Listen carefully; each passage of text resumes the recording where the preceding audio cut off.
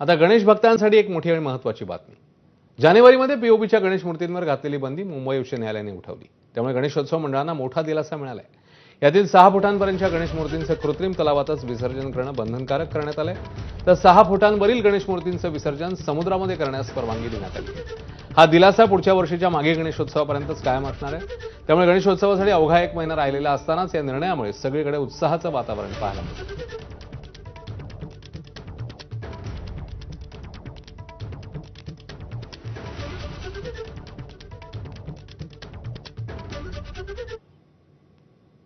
तर गणेश भक्तांच्या प्रयत्नांना यश मिळाल्याचं मंत्री आशिष शेलार म्हणतात. पाहूया.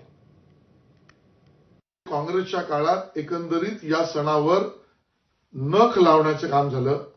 या दोन्ही बंधनातून मान्य देवेंद्रजी महायुतीच्या सरकारने गणेश भक्तांची इच्छा पूर्ण केली आणि आता आपला लालबागचा राजा असो, चिंचपोकळीचा चिंतामणी असो, गणेश गल्ली असो, गिरगावचा राजा असो, उपनगराचा राजा असो, 6 फुटाच्या वरचे सर्व सार्वजनिक गणेशोत्सव दिमाखात विसर्जनाचे सोहळे होतील आणि त्याबरोबर त्या 6 फुटाच्या खालचे आमचे गणपती बाप्पा पर्यावरणपूरक कृत्रिम तलावामध्ये विसर्जन